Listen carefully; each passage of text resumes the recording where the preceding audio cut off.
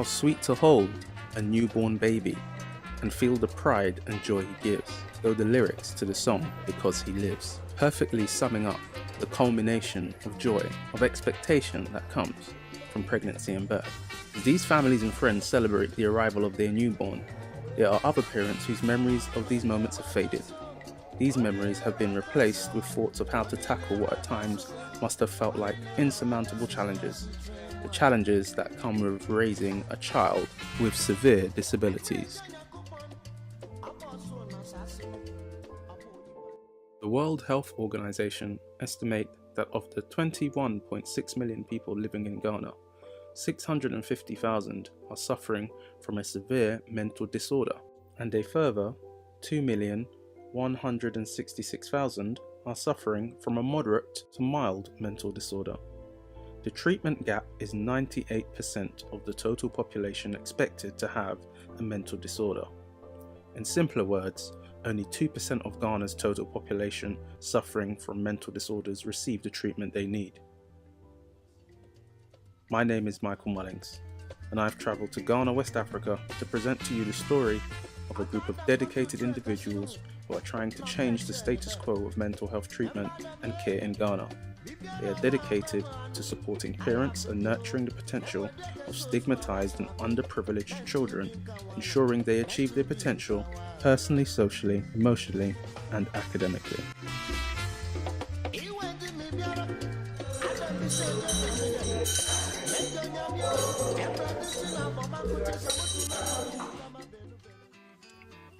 Woodfield Manor School for Autism and Special Needs is located in Adenta Municipality, Accra. Woodfield opened its doors on September 30th, 2013 and was founded by Creating New Beginnings founder Cornelia Boateng. Woodfield is a free school which targets underprivileged children. The school prides itself on providing a balanced curriculum with a firm focus on the development of communication, social interaction, independence, life skills, literacy and numeracy. The morning after I arrived, Cornelia took me on a walk around of the school. The fundraising gala we're having in London on the 4th of May is really to raise funds to convert this area into a proper play area for the children. So that is the same size of land as the school. Yeah. So we hope we'll be able to convert it and sort of do it up nicely. So children can have somewhere to really play around. Thank you. The school has kept bits of land around it. And at the very bottom. So what was there before? What was on that piece there? It was like I mentioned, it was family land. In fact, even the school, it had the same building on it as the first building. They all had buildings on it. And then when we decided to do the school, we demolished the building. So we demolished this one. Right. We cleared everything. This is a big piece of land. It is. And so in there is where we do our gardening. Because it's sort of drought time, the drought means we can't really come. But that's where we do our gardening. We grow our peppers, tomatoes, potatoes, okra. We grow everything in this garden. But because the rains are not yet out, we will be tendering it shortly. And then the children come and we nurse the things on the school compound. Yeah. And then we bring them here. And that's our very first container when we brought things from the UK. That was the very first container we shipped the things in.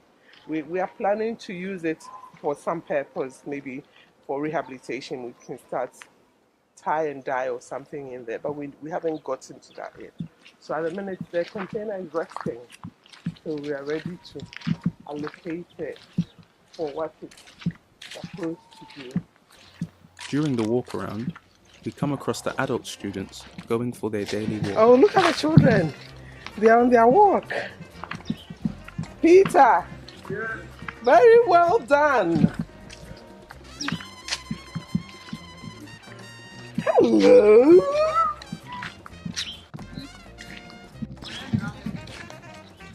Mother Shabu. Hello. Madam, how are you? I'm very well, thank you. How are you? Sir, Good. Hello.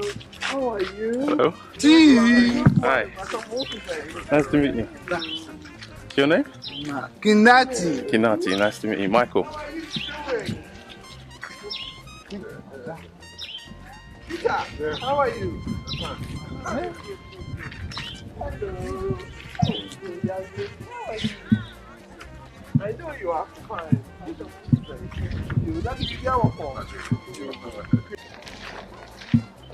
So what's the age limit?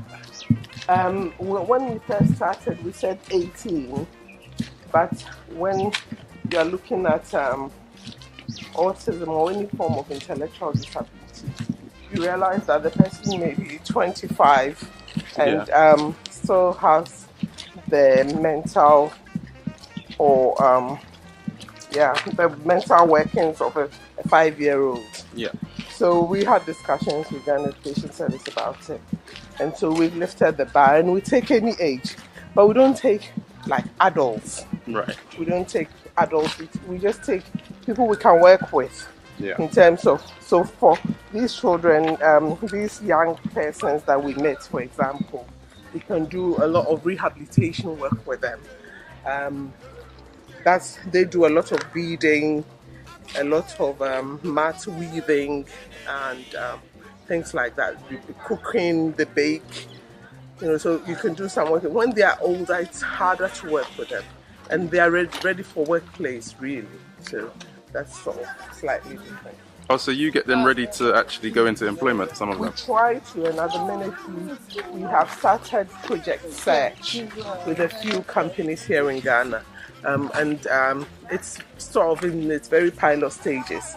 What we are trying to do is for the children to do internship, really, with these organizations, and then once they finish the internship, we help them write a CV, and because they've stayed in a workplace for a year or so, they have an idea of work.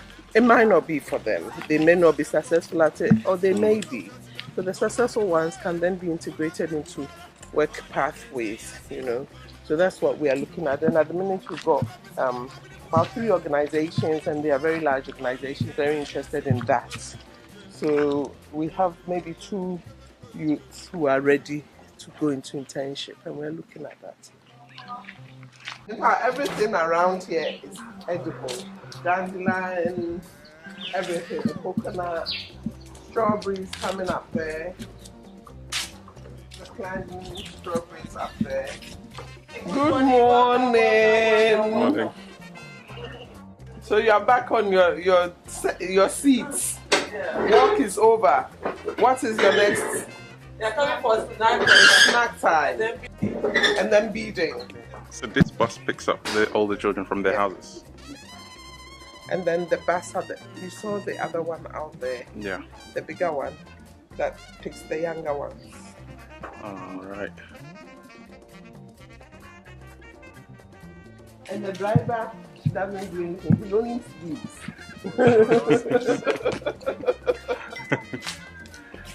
And this young lady is the lady who's been doing all our beautiful foods for us. Oh, she's our cook. So yes, yesterday we enjoyed your food. So thank you very much. Thank you.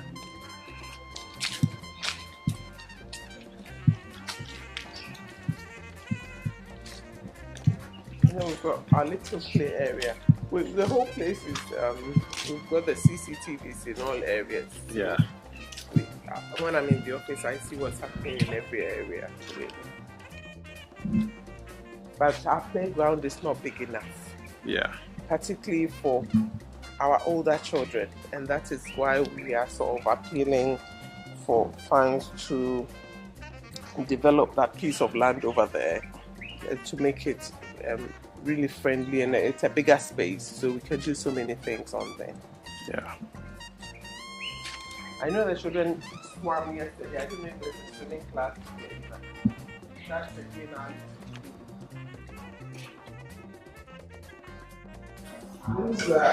certainly got our piano there for music lessons. We have our music, our piano and our drums there. It doubles up. We use it for other things. There's a dining area. Formerly, we used to go over there to the dining area, but because of the older children, we decided not to disrupt them. We stay here. Yeah. Most of the time, cover activities. So these are two of the which are not.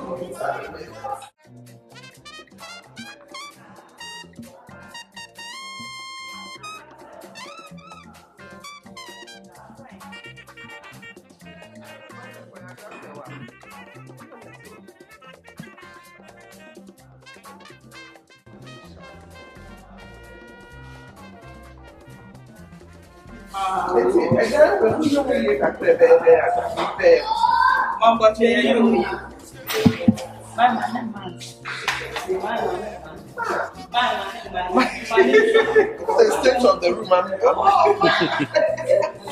Hello. Hi.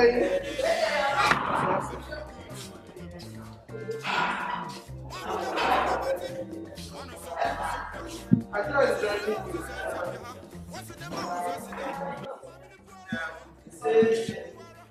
Just sit around and get the children to select the books they like, and then you go around helping them to read them.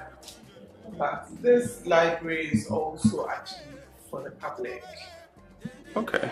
So we just thought we're here to help the children with underprivileged children with autism and cerebral palsy and all that. But then what are we giving to the community around? And most of the time you find the children just walking around, not doing anything. Yeah. So this library enables them to also come here and have a reading session. So we also ask for volunteers. Yeah. You get English teachers who want to come and help the children read and things. So we always asking for volunteers to come. Yeah. And then the children can come and then we'll run sessions for them. At the minute we don't have the capacity to do that alongside.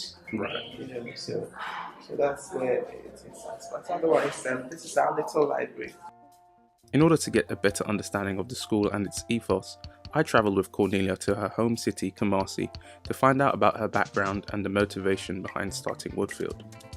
Prior to founding Creating New Beginnings and Woodfield, Cornelia worked for the Central and Northwest London Mental Health Foundation Trust, CNWL. She held a variety of roles in over 11 years, including Service Administration, Equalities and Diversity Lead, and Business and Project Officer.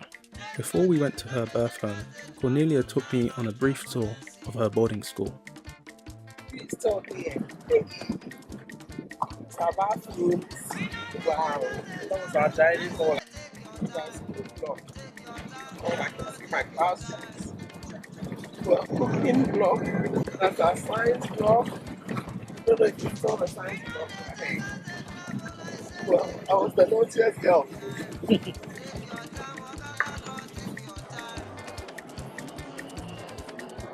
This was the first time Cornelia had been to her birth home in over 2 decades.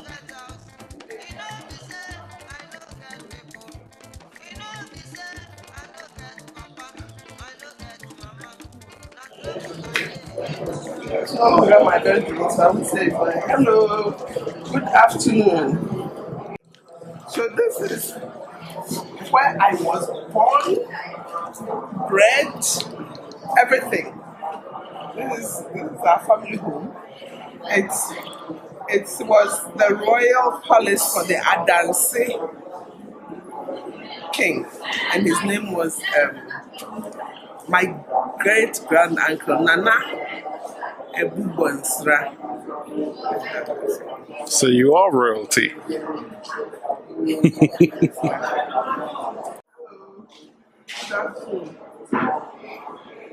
I don't know anybody because I knew the place was empty. And of course, they've given it to people to live because otherwise it will fall apart. Ooh. See, my eye is tearing up already. God, we're up to so much history here. So much. My mom was actually laid in state here when she died. Our living room is up here. Well, I don't know what it is now. So that's why my mom was Lagos State. Actually, I don't fancy going out. Okay, that's fine. I don't fancy going back, but this is where I was born. This is where I was born and bred. And it's actually looks like it's 2 stories, but it's actually 3. Oh, It's okay. only when you're outside that you realize that it's 3. After catching up with some of her family members, I sat down with Cornelia to get an in-depth insight into her life and Woodfield. How long has it been since you've been back here? It's been a while. It's been a while. And Well, no, I do come in. I mean, I've been in once or twice, but because it's for work, I don't really go home. I just go and do the work and then fly back the same day. So what was it? What was it like growing up here? It was great fun. When I was born here, we went to the family house. That's where I was born and bred. I went to secondary school. I did my national service. I went to college here before going to the UK to go to university. So I had all my, up to the age of 19 or 20, I was in Kumasi. And it was awesome. Lovely, big family, aunties, uncles. Yeah, so I saw lots of ghosts this afternoon when we went to the house. And yeah, that was a bit teary. But yeah, and then most of my cousins are all over the place. They've all traveled back. Previously, we were plenty. There were many of us. There were we were about 20 girls all growing up together in the same house, and that was awesome. That was really awesome. We are very, very close and all keep in touch. But at the minute, as you saw, there was no one in the house. I mean, no one I knew in the house. The top bit of the house was unoccupied, and it has been, I know it has been unoccupied for quite a while. And a few tenants downstairs. And yeah, so Kumasi was great. I went to primary school in Kumasi. We went by the university primary school. It was it's the international school for the University of Kwame Nkrumah University, and from there I went on to St. Louis Secondary School. Again, that's a Catholic boarding school where I was for 5 years, and we did go there. So yeah, it's very, very, very interesting day today. You brought me back to my roots, really. Straight back down. It was good. Yeah, it was good being brought up here. It was really interesting. So you moved to the UK to go to university. Which university did you go to, and what did you study, and why did you study it? Well, I did go to college here. I did a diploma in business studies here at Bishop Porter's Girls Polytechnic. I did commerce. I did shorthand, and those days it was Pittman's shorthand, so I did Pittman's shorthand. I did typing. I could type about 100 words per minute. I'm still a very fast typer. So that put me in very good stead. And so when I went to university, I thought it would be good to do business studies. So I did business studies for my first degree. And then I went on to do a diploma in management. After my first degree, I did a diploma in management. And then I went on to do my master's in business management. Yeah, so that was that. But by then I was working. In fact, I think I'd even had my children by then. So it was a working mother with children and studying at the same time. Which was it was a bit hard. But yeah, so this is my roots. Really, Kumasi is my roots. I thought I knew every corner of Kumasi till the taxis took us through some corners, and I thought, where are we? But yeah, it's very interesting. So yeah, this is my roots. And, growing up, you hardly saw someone that we call autistic at this point in time. Mm-hmm. I never came across any, never. Never in my entire life, or never in my entire 19 years of being in Kumasi. Yeah. I never came across any. So the first time you came across someone autistic was in the UK? Was when I gave birth to one. Wow. Oh, so you've jumped the gun now. Maybe you have, because my next question was, what was your inspiration to create New Beginnings, or creating New Beginnings, the charity behind Woodfield? Was that your inspiration? Yes, well, because when I had the children, when I had the first boy, someone suggested that he might be autistic. And the head teacher said, no, he's not. He's just being boyish. Maybe then we should have taken him serious. But then when we had David, he then was really delayed. He didn't speak till nearly 7. So he was very delayed.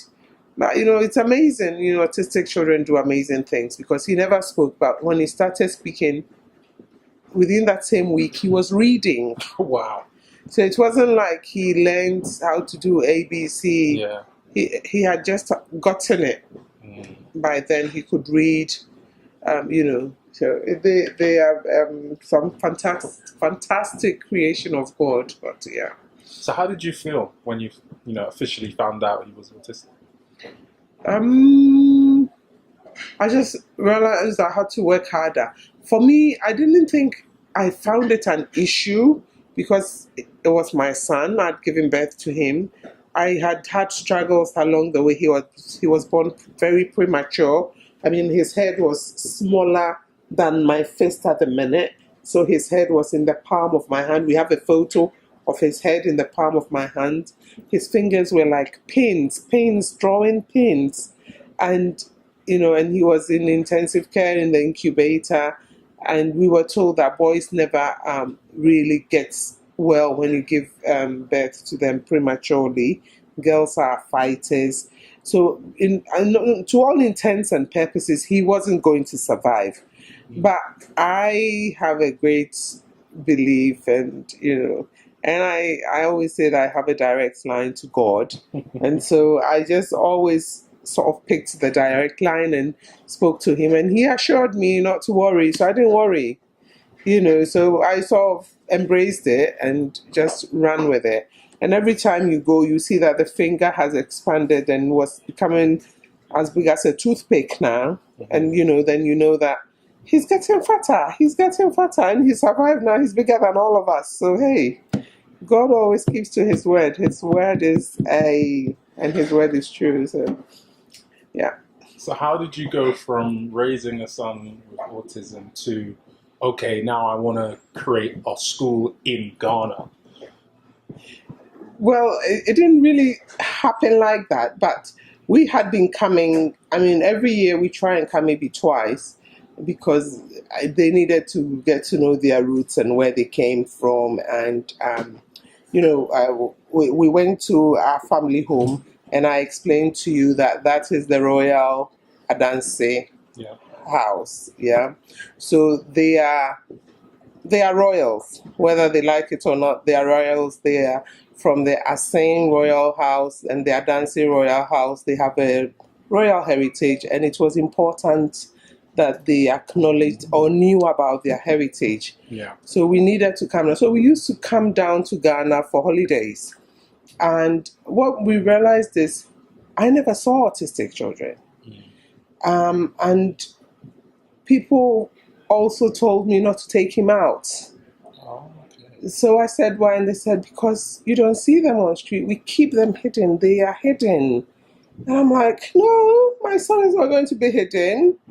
And then I realized that it was actually true that these children are being hidden, kept ostracized away from communities and all that. And that worried me. So when I went back to London, in our Catholic church, we're a group of friends. We have coffee every Sunday morning with a priest, Father Mark Powell. And I said, listen, this thing has been bothering me for years. I think we should do something about it.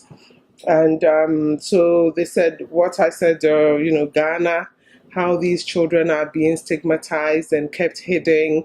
And I have actually found out that there are certain areas where they kill them every Tuesday. They take them to the river and they hang them and throw them into the river because they don't know how to deal with these children. And that worries me. And they said, so do something about it. And I said, yeah, I want to do something about it. Will you help me? And they said, yes, let's create a charity and maybe we'll go there and speak and sort of create awareness. So that's how it started.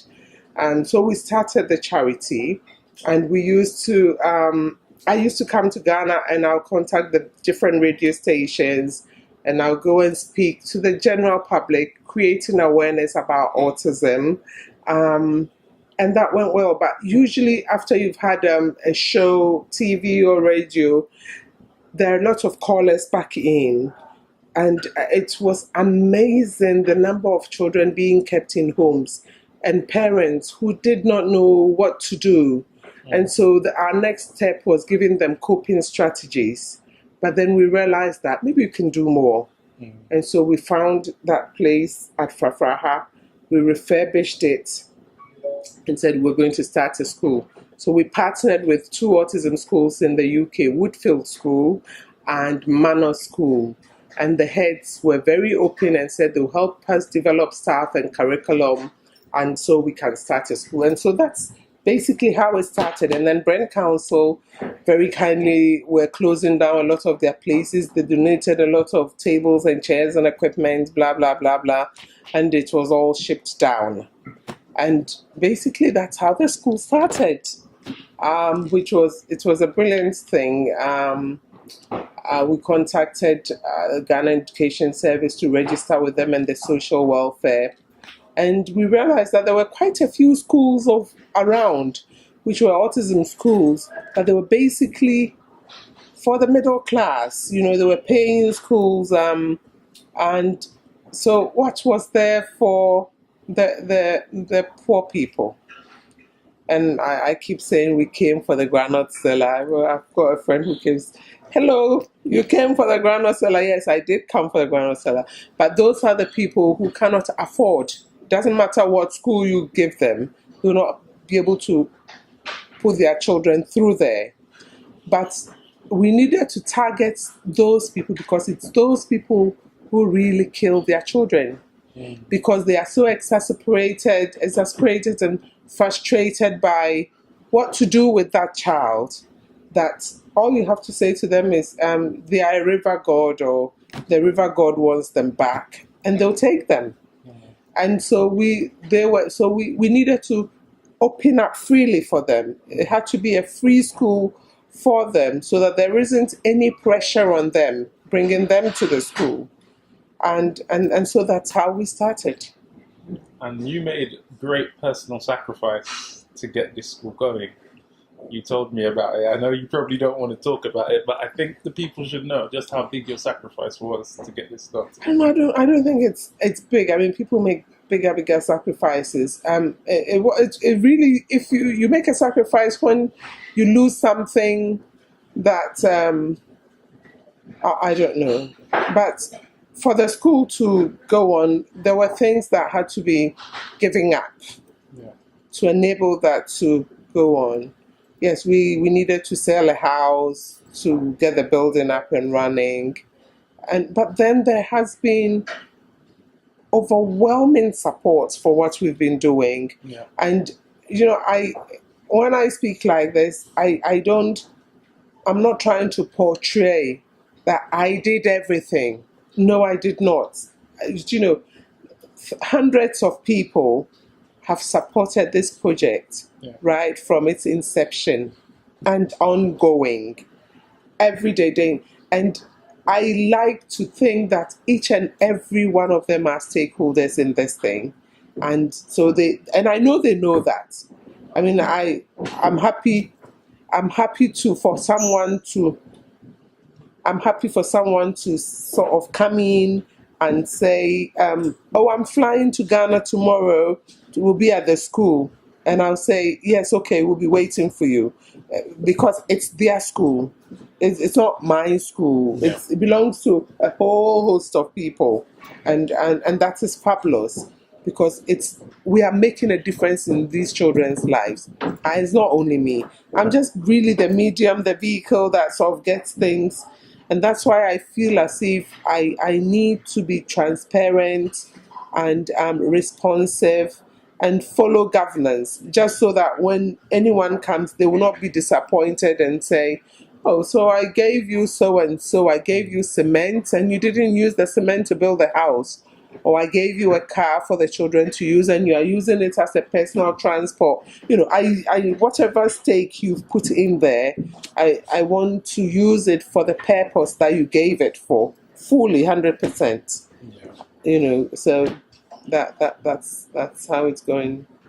So you're a very strong woman, as I have observed. But in the process of getting everything together, is there anything that nearly broke you and, caused you to maybe want to give up or had you on the brink? No, never. No. I'm a Christian. I don't know if you know that. And I'm a strong Christian lady. And I do believe that the Lord didn't give me the spirit of fear. He gave me, power and a sound mind and all that. And so if I put my hand to the plow, then there is no way I would look back. I have to do if that's what He's put me here for, I feel that this is what the Lord wants me to do. And if I'm doing that, then I have to do it to the best of my ability and no wishy-washy business. I wanted to speak to local people who support Woodfield to get their opinion on the school and its impact on the community. Cornelia took me to see Daniel Alexander Ninoy Adamua, the Chief Executive for the Adenton Municipal Assembly. So how did you find out about the school and what impact has it made in this area? Okay, thank you very much for having me in the first place. Thank you. I heard about Woodfield Manor when they held a program at Kempinski. It was a fundraising activity, and my sister-in-law actually has a child with autism, and she invited me to come along. It was then that I heard about what was happening, and I tried to find out where Woodfield Manor was, and I realized it was in my municipality. So I went out of my way to look for it, and I found them and had a chat. At that time, she wasn't giving around, and I had a chat with a lady, over there. Since then, I've interacted with them. With their many demands, I've tried to help them with some. So that's how I got to know about them. And if you come to think about it, these special children, sometimes we think of them a little differently from the way we should. Right. But you come to realize that they are God's special children as well. And some of them come very highly talented. And they are not disabled. They are just differently abled from the way I would describe them, differently abled. And if we who think we are normal, try to understand them, you realize that they have something we do not have. And it's important that someone like her has taken upon herself to raise these ones, because there are a lot of us parents who do not even understand what our children have.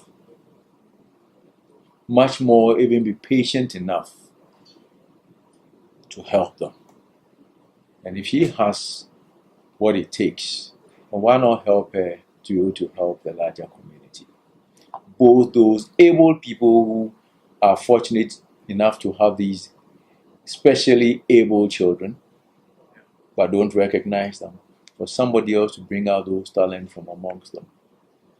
And those children themselves to have a place where they will be sheltered and allowed to grow to their full potential. So I think that is a good thing that we have such a place within our Adenton Municipal Assembly. And we'll do as much as we can within our own boundaries and limits to our system to make sure that they become a place that the whole country will be proud of, because they'll be doing things that will help others to also learn about them. When SOS started in this country, it was a small thing, but there are quite a number of SOS towns right now. And I believe that Woodfield Manor will also grow in that manner. Cornelia also took me to see Sir Samuel Jonah. Sir Sam is a patron of Woodfield School. He is the president of Anglo Gold Ashanti and executive chairman of Jonah Capital Equity Fund.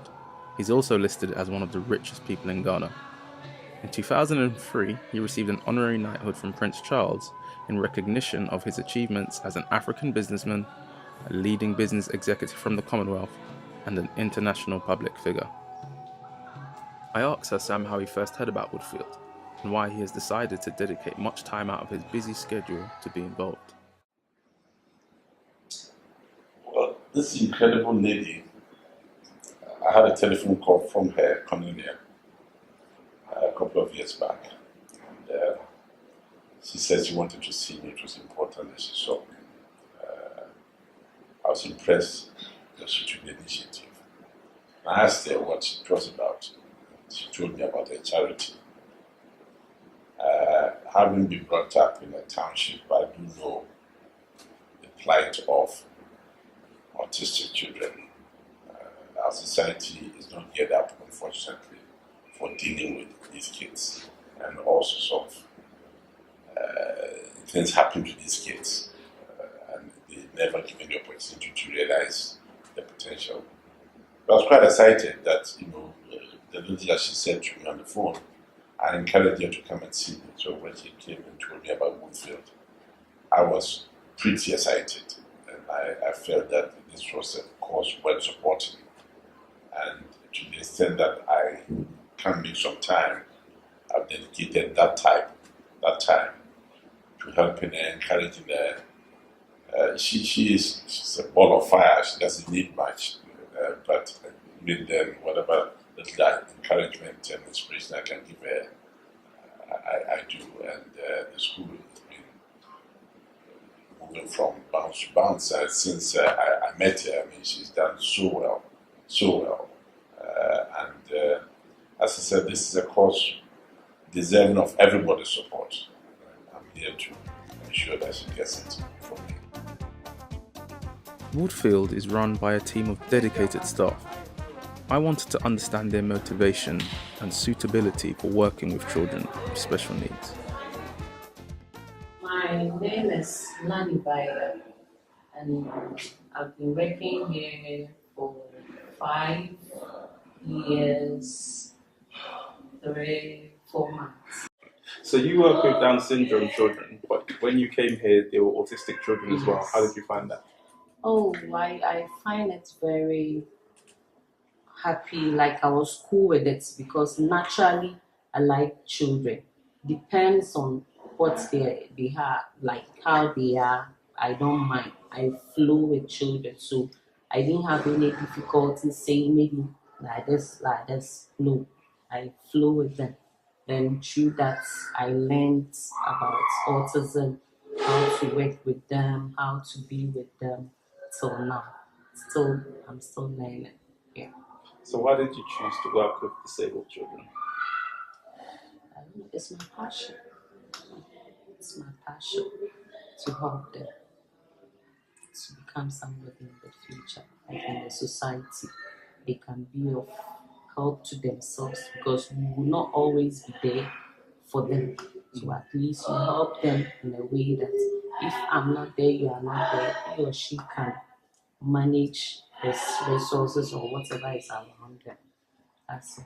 Do you have any disabled children in your family? Let's say I have an uncle who my grandmother told us that he had convulsion when he was a baby. And since then, he's not a little bit like he's a special person, child or adult. But through the study of autism and the insight of it, I got to know my uncle is an autistic, but just that he's a mild, he's not severe, he's mild, because he's able to do everything on his own. He has a friend in the market which he goes to sell with a friend at the market. In the house, he does his own washing. When you even offer help to him, he tell you look. Even fetch water for him, look. You go and fetch water himself. You go and do everything himself, all by himself. Just that sometimes what's his communication. Sometimes he initiates communication all right, but sometimes there's irrelevant things he says, and then excuse me, he likes food. You can give him a bunch of food, he will clear everything. And then he also brings some things to the house that are not necessary. When you talk, then give us. Then when he's around, he can open radios about 5, 6, and then TV. The same time, you don't know the one he's listening to. So yeah, I'm always managing with him. Yeah. So you've been here for 5 years. You must really enjoy it here. Oh Then. yes, I am. Yes. I'm blessed. Yeah. So, Kojo, Cornelia tells me you're the big boss man when she's away. I'm doing my best. So how did you first find out about Woodfield? Okay, actually in 2017, when I finished my tertiary education, usually the government posts us to various institutions to work for them for a 1-year period. Right. So I checked my service venue, and then I had this place, and I came in to do the particulars to get registered, and then I started work in September 2017. Sure. So why autistic children? Did you choose this specifically? No, I actually finished did a degree in human resource. Okay. Sure. But then when I had this place, I decided that, well, since it was a new venture, I should just come in and then try. Sure. So when I came in, luckily, I had to fill the administrator role, and that is how it has been since then. Okay. So with Cornelia being away like many months of the year, how do you find it running the place? It has not been easy. I mean, I'm working with people, so definitely there'll be a bit of, sure, but it hasn't been easy. But, I mean, she being our main director, I mean, she gives us guidelines. There are guidelines set for us workers as well, so we kind of go to the guidelines that has been set. Sure. It hasn't been easy, but we've tried to manage till now. So you enjoy it? Yeah, I do. Sure. And what's Cornelia like as a person? Or as a boss? Well, I mean, she is someone who I would say is very much interested in the training of people. Yeah. Me being able to work for her or under her for some time now, it hasn't been easy. I mean, when you don't do things right, you get the shout and all. But aside that, she makes sure that she's able to assist you to do whatever you have to do, be it training wise or work wise. She gives you tidbits on how to go about things.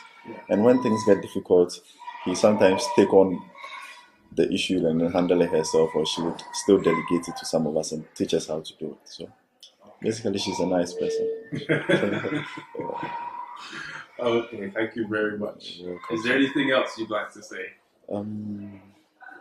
I think I want to tell the people out there that children with autism or Down syndrome or cerebral palsy aren't so bad after all. I mean, people who kind of disregard them to keep them in rooms, I believe it is time they brought them out, get them to engage in the societal things that has been happening, because so many of them know so many things, and keeping them indoors wouldn't help. It wouldn't prevent anything. It wouldn't stop your child from being autistic. Bring them out, let them see the world, let them learn in their own special way. I think that is that. Despite not being able to be there all year round, I was impressed by Cornelia's professionalism, passion and compassion for all of the people who worked and studied at Woodfield. There is a rigorous structure of checks and balances, with the best use of resources available, student safety, and creating an environment where students can thrive being the highest priorities. So how did you find the staff? So we know that you've trained them. You've got training help from the UK through the NHS and various other means. How did you find the right people in Ghana? You know, in terms of finding staff anywhere, any workplace, there are no right people. People come into a job and there's no best fit. You've got to train them. And then they have to have a passion for what they're coming to do as well. If they don't have a passion for it, then there won't be a meeting of minds for you to get what you set out to do, if you know what I mean. So basically, we've had a huge sort of turnover of staff, and the huge turnover of staff have been, we get people come in and they say, no, I can't deal with a child whose mouth is dribbling with water. No, no, no, no, no. Or someone will come start 3 days later and say, oh, my dad says it's a taboo against us, our family, for us to deal with these children. So they come, they go. But then you get a few who are so interested and say, oh, God, I didn't realize that these children have potential. I didn't realize that epilepsy is not catching, So it's an eye-opener for them. And then there are people who are willing to learn. So those are the ones who we've had over the years who have stayed. And then we sort of train them and keep them on. So that's how it's been. What's your name and how long have you worked here? I'm Archangel Augustine. I've been here for 2 months now. Okay, so why did you choose to work with disabled children? Okay, it's a program that I read it in university. I did rehabilitation and community-based studies in University of Education, Uniba. And I chose this course because looking at Ghana here, when you give birth to children with disability, most people see it as being a curse. So at first they were trying to tell them a whole lot of things, maltreating them. And as we are even speaking right now, a whole lot of people don't even understand their needs. So they still segregate or even discriminate against them. So I chose this course in order for me to be an agent of change to fight for their rights. Do you have any disabled children in your family? No, please. No. Okay, so what are you looking forward to most about working here? So you've only been here for 2 months. What are you looking forward to most about working here? My working experience. Yeah, what are you looking forward to the most? Yes, my expectation is to help to educate the parents as well as the entire society in order for them to understand the needs of people with disability. And at the same time, to also prove to the people that having disability doesn't mean it's inability. People with disability can perform whatever task that you give it to them. Depending on you making the environment conducive for them, they can also perform well. During my time in Ghana, I stayed at the hostel above Woodfield Manor. This hostel houses volunteers who come to work and help at the school. Being based at the school gave me an opportunity to see the diverse array of activities that are on offer to the students. At Woodfield, the children are treated as individuals. Staff pay attention to the specific needs of each child. I found this to be exemplified in Cornelia, who knew every child's name, background, and stage of development off the top of her head. Her dedication and passion is a part of the DNA of Woodfield. I spoke to Evelyn, the mother of 2 autistic children, to find out about the impact the school has had on her life. How did you feel when you first found out your son had autism? I think I was disappointed in God, to tell you the truth, because I didn't know why I should be the one with a child with autism, you understand. But hey, with time, I've gotten over those things also. And how has the school helped you looking after your son? I must say the school has been very helpful. I am a working mother, so it is good to know that you can leave your child in the care of people who are well placed to manage him while you go off to work, come back, and then pick him up. So for me, it's good. During filming, a local assembly member came to Woodfield. I sat with him briefly to discuss his involvement and the impact Woodfield is having on the local community. My name is Stephen Kwesi Accra. I'm the assembly member for the area. I'm a partner to Woodfield because I like what they're doing here. As a community leader, I find it very important to partner them to be able to help and support them in taking care of these vulnerable children that we find in our society. So I was a partner to Woodfield. So what impact have you seen it make in the community? They are making a very great impact in the community in the sense that this is Africa. This is a locality where these children have always been neglected, and Woodfield coming in to, educate the families of such children that indeed they are not as, quote and unquote, that we find them not to be important or being neglected in society. They are not supposed to be seen that way. So seriously, they are making great impact because coming into the community to identify these children and be able to put them together, train them, it has brought smiles on the faces of those families who thought that their children, nothing to write home about. But seriously, they are now realizing that after this, there is seriously life somewhere for these children to have. The impact of Woodfield on its local community and focus on ensuring each child reaches their maximum potential is no better exemplified than in Peter. Peter was abandoned by family and taken in by Orphan Africa, an organisation for orphans and abandoned children. Orphan Africa sends their orphans with autism and cerebral palsy to access education at Woodfield Manor. He is now 19 years of age and is looked after by his caregiver, Kwaku Mpia. Peter is a fantastic drummer and is also skilled in weaving mats, tables and chairs.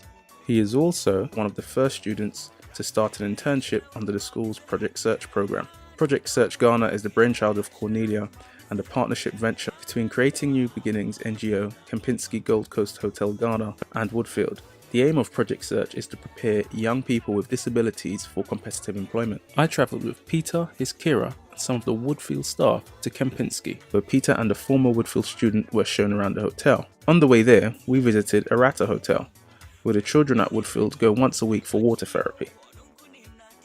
It's really wonderful. Michael, we needed to come here. We needed to come here because this gentleman, Stephen, runs the Rata Hotel, and the Rata Hotel is amongst the group of companies this family runs. And 5 years ago, I approached him and I said, look, we're looking for somewhere for our children to do swimming. And he said, yes. We did not bat an eye. And for 5 years, every Monday, the children have their swimming lessons here, which is the most important thing. Water therapy is so important for our autistic children. So, I can't do anything without Stephen. Stephen is great for the school. He does everything for the school, and we're so grateful to him. So it was important that you come here today and meet him and see the hotel where the children have their swimming lessons. So Stephen, this is Michael. Okay, Michael. Nice meeting you. Nice It's good to to have meet you. the school, the kids. Yes, I'm always excited when I see them swimming. Yes, because it makes them so happy, and I'm happy for that. On arrival at Kempinski, we sat with senior hotel staff, and Cornelia explained to me the purpose of Project Search. This is it just happens to be a good time that you're here, because Woodfield Manor is piloting this project here in Ghana, which it's a project search, and this project is for the 18 plus children from the autism school, is to find some kind of internship. At the end of the day, that's what we came for, to give these children independence, to make them sort of earn their own keep at some point in their lives. So this project, which we are trying to trailblaze with Kempinski Hotel, is to get some of our youth to do internship with Kempinski, with the support of Kempinski, get them to learn different roles within the hotel. It doesn't automatically lead to a job at the end of it, but if there is a job at the end of it, fantastic.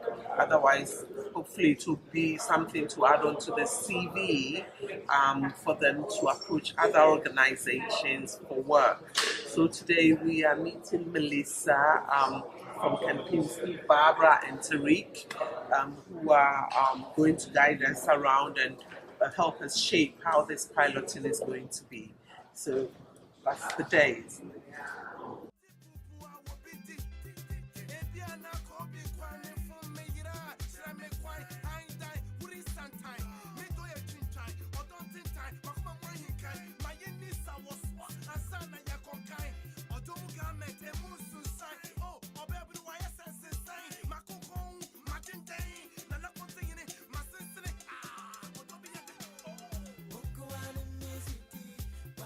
After a tour of the hotel, which included an art gallery, we were joined by the general manager of Kempinski, Manesh Nambia. Peter, on the other hand, does a lot of weaving, a lot of beading, a lot of drumming. So if you have events and you need a drummer, you just pay. I have myself a good drummer. Yes, a very good drummer there. Drums. We should have actually gone. Hey. if you bring out some drums to just now, the place will be agog. She will give you some tunes. My office. He will give you some tunes. He's brilliant on the drums. Because people copy us a lot. People copy what we do. A lot of things that we do, others have started it. And this I hope will end up being an initiative that everybody else will also embrace. And I was saying to Barbara, on the worldwide level, not only on the Ghana level, this has been a big issue everywhere. And Project Sledge is now coming on across the world. So for Kempinski to lead or trailblaze this in Ghana is a big thing for you. Yes, of course. I think it's not, we are looking at it in a small, it's a massive thing. And after the first year, if it does really work, we'll roll it out to all the companies who want to come on board, but you would have trailblazed it, and I just think that is awesome. Fantastic. I'm happy. I'm very happy. I'm so excited. I'm not jumping and shouting, but I am very excited. Right. Before we left, I spoke to Abigail, the newest member of the Woodfield staff and the lead teacher. I wanted to see if she, like Cornelia and the rest of the Woodfield team, carried the same passion and dedication for working with children with disabilities. So Abigail, why have you chosen to work with children with special needs? I'm so passionate about disability. So passionate about them from day one. Since I met a girl who is deaf-blind, I went ahead to add value to myself by learning more and to know more about them. Since then, I'm eager and anxious to be with them, either they are children or adults. And so you're just starting to work at Woodfield. What challenges do you think you'll face when you start work at Woodfield? Oh, not the challenges will be with the parents who don't really have time for their kids. They just can't dump them there. You see, and we are so passionate. We show them what they care and love. I feel the parents should be involved. Yeah. So far, I'm thinking Woodfield will be one of the best autism schools in Ghana. No two ways about that. And what training have you had in working with children with special needs? Yeah, initially I started volunteering for Echoing Hills Ghana and and I went to the University of Education to pursue a degree course in community-based rehabilitation and disability studies. With Project Search kicking off and new highly skilled and passionate staff joining, Woodfield's future looks bright.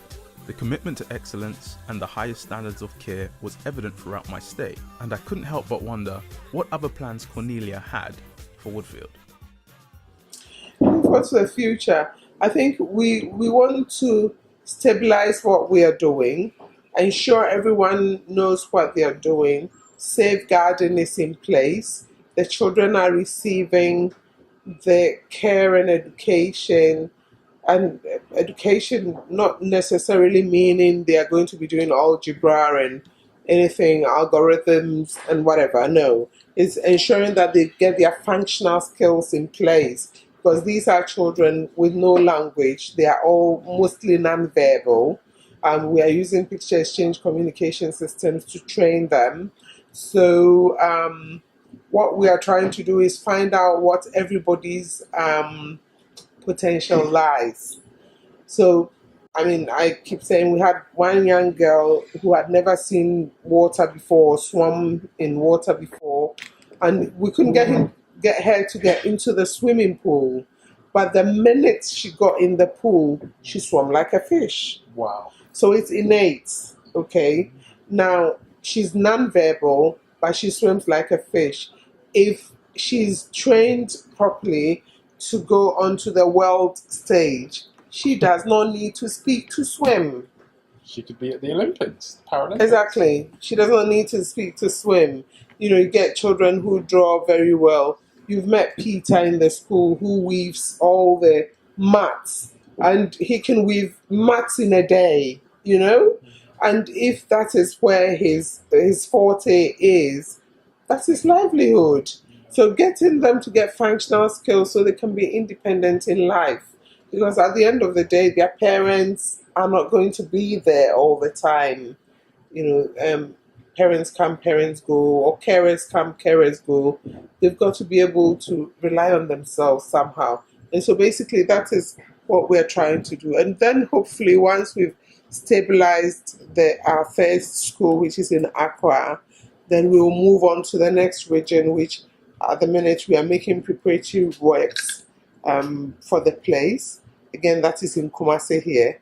So that would be lovely, sort of coming really, really back to my roots and doing something here for Kumasi. That would be great, yeah. And finally, what do you want the legacy to be of Woodfield and all that you are producing via Creating New Beginnings? What do you want the legacy of that to be?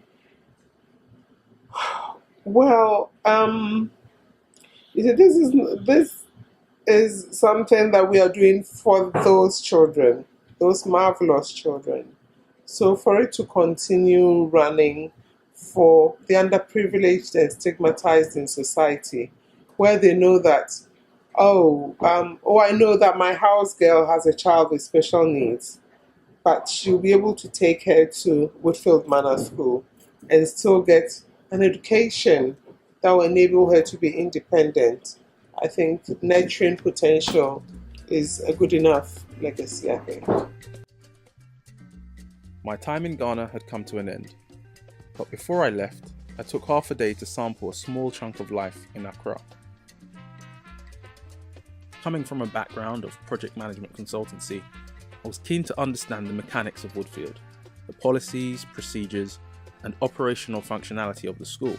I also wanted to see if the staff embodied the passion, empathy, and drive of its founder, and if it was making an impact on its local community. I was pleased to find that not only is Woodfield operationally sound, it is a shining example that when passion meets persistence and purpose, anything is possible. I'm also aware that for every child at Woodfield who is being propelled into maximising their full potential, there are tens more who do not have this privilege. I'm confident that as long as Woodfield builds on the principles that underpin it and receives the funding necessary to achieve its goals, it will flourish as a beacon of hope to those in despair, transforming the lives of our friends, family, acquaintances, and fellow members of humanity who happen to be differently abled.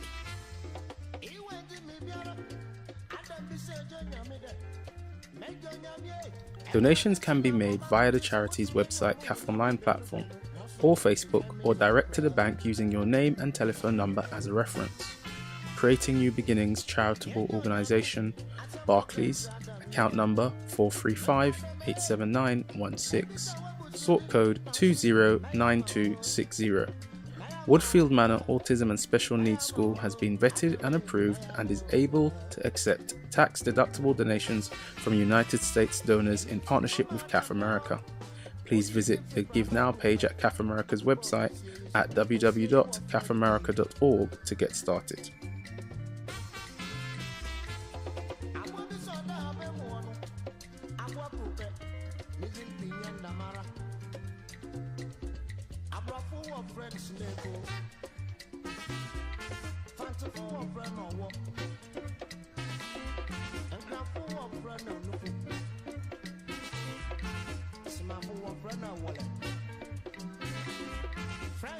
Friendship,